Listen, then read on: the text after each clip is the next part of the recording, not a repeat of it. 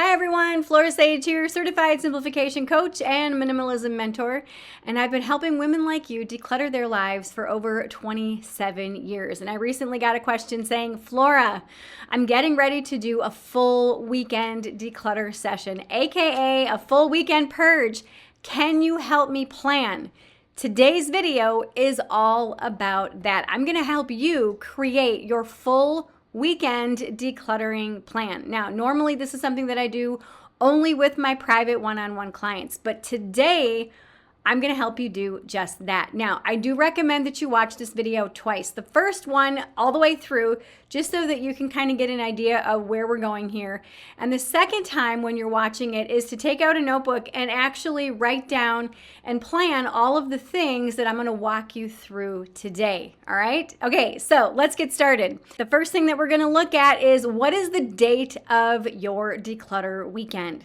Pull out your calendar, and I want you to look at and think about what birthdays, anniversaries, personal holidays, personal whatever the heck, regular holidays, if there's any kids events that you need to go to, really take all that into account so that when you're decluttering, you're just focusing on decluttering and you're not feeling scattered or pulled away or kind of like, oh, I really want to be at this other event, but I have to declutter my garage or my attic or my basement, whatever it is.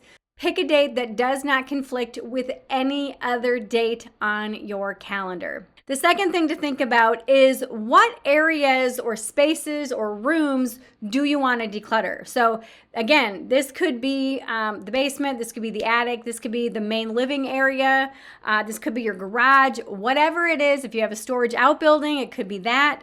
But specifically look at what areas or spaces or places or rooms that you really want to declutter. The next thing that I want you to think about is, what is my goal with each of these spaces? Is it to completely clear it out, so like a total clear out? Is it to maybe reduce everything by 50%?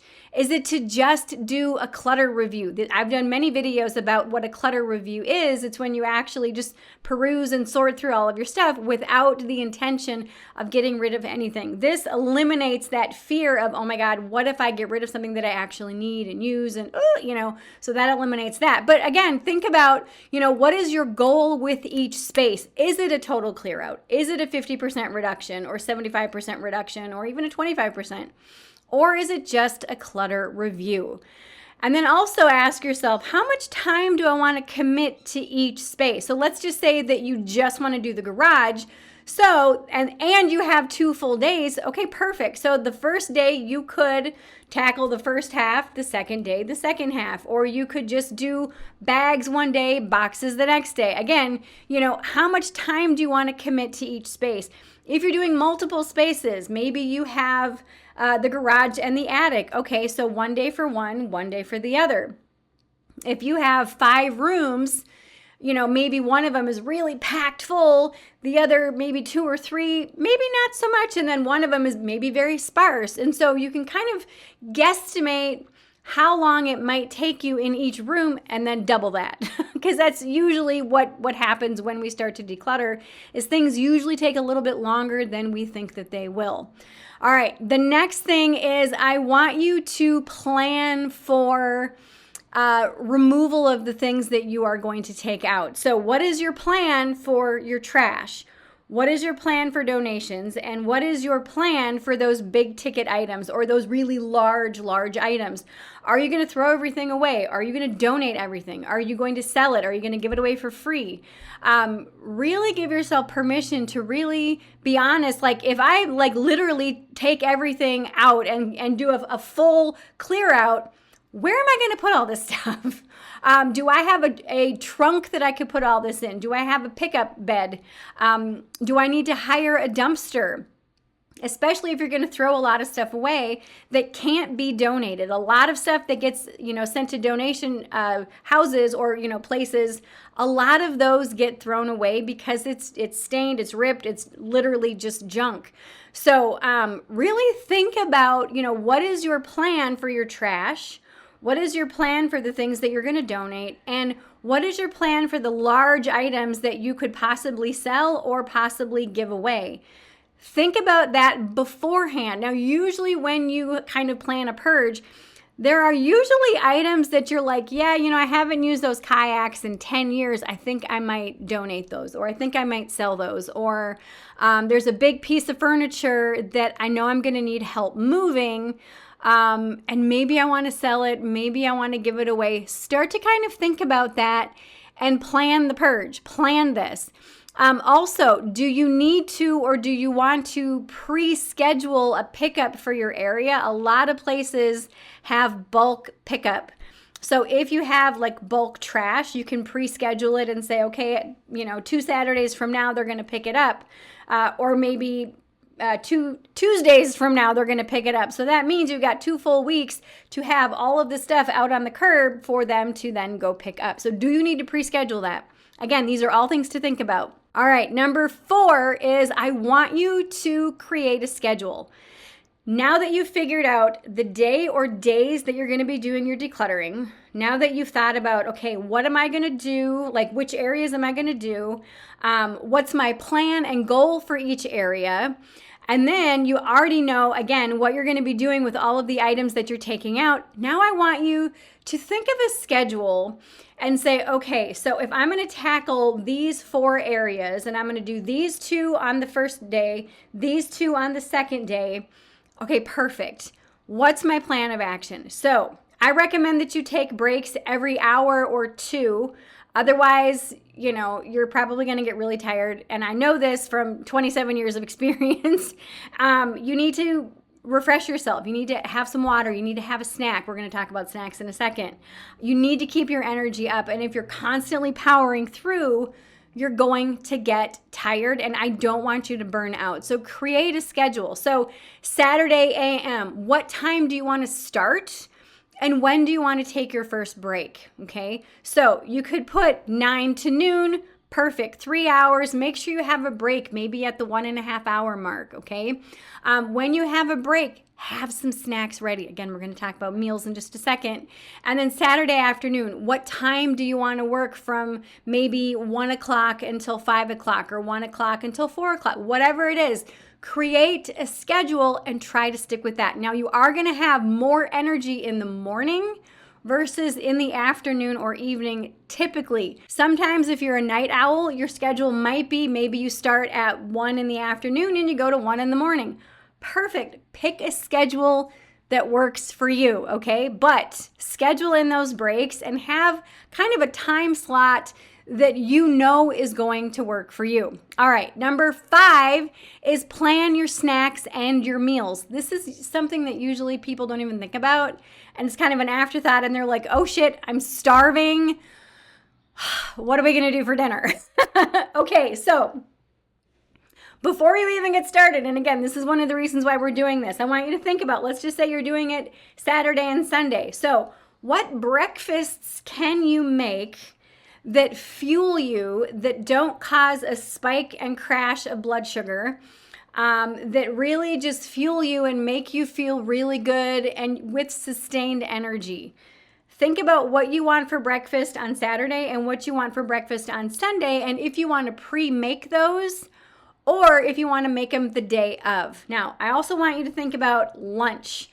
Lunch oftentimes is something that people want to just kind of grab and go because they've got the momentum up, they're feeling really good, they're excited, they're like, yay, we're making so much progress, and because of that progress, you want to stop because you need to eat, but you also don't want to stop longer than you need to so that momentum dwindles. So some examples of some of the food that you can have is, of course, cheese, meat, and crackers. You could do sandwiches, you could do leftovers, you could do wraps, you can do a cheese and fruit plate. Whatever it is that you decide to have, make sure that, again, this food is not going to cause you to have a sugar crash in a couple of hours, because you really want it to be able to sustain and maintain that energy and your energy so that you can finish the day strong and not fizzle out in late afternoon or early evening.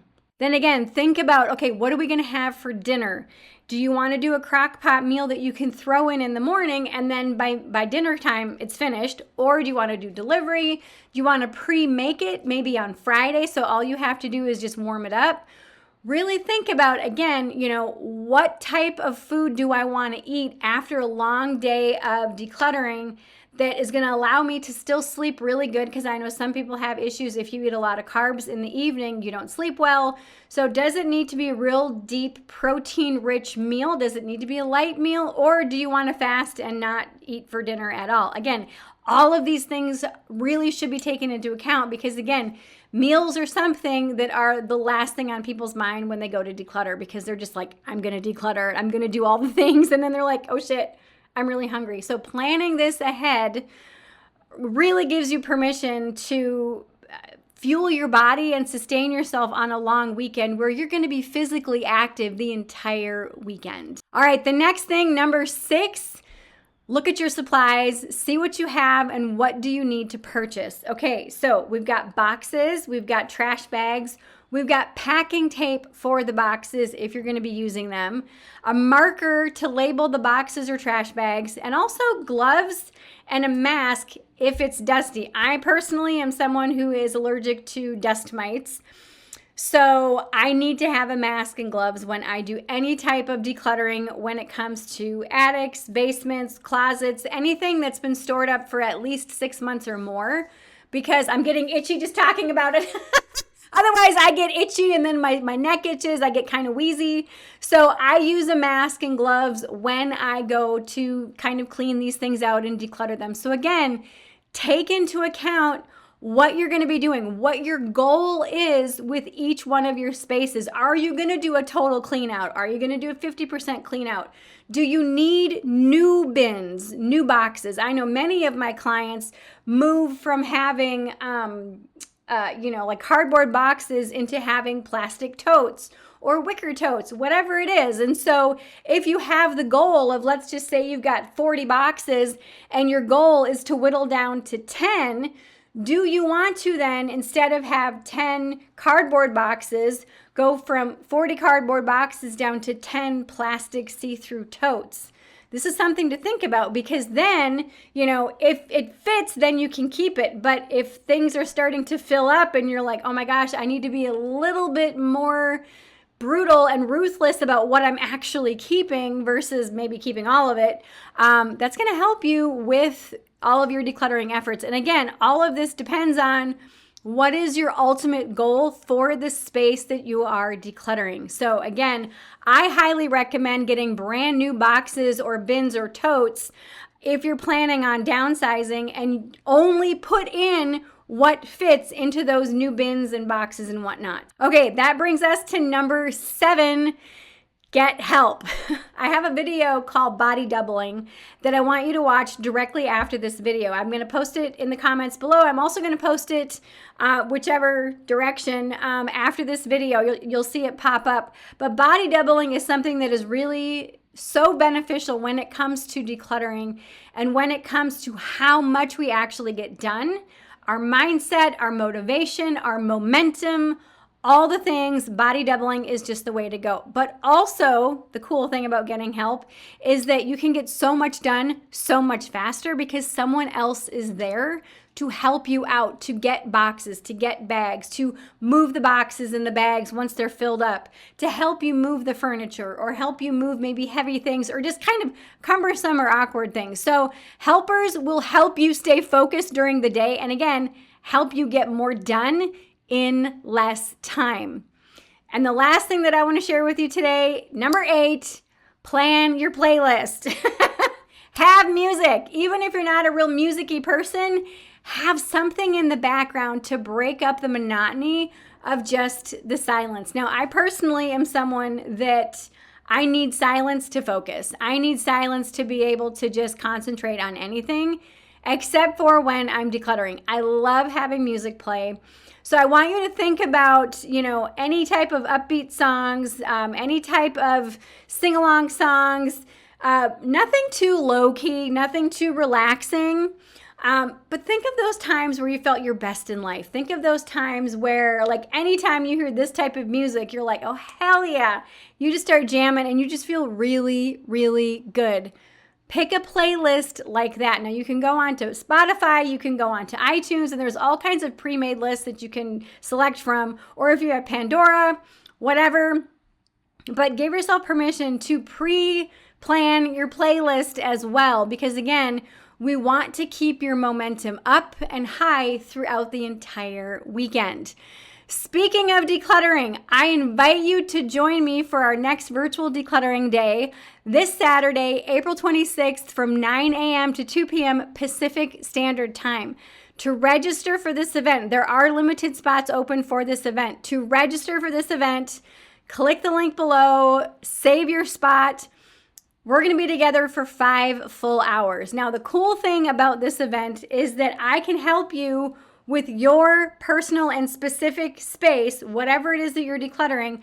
I can put my eyes on your stuff and I can help you strategize and clear out your stuff during the time that we're together. So if you have any questions about the virtual decluttering day or about the plan that I just shared with you today, please post it in the comments below and I will personally pop in here and answer your questions. But in the meantime, I recommend, again, that you watch this for a second time so that you can now plan your purge and plan your personal decluttering weekend. I love you so much, and I will see you back here next week. Mwah.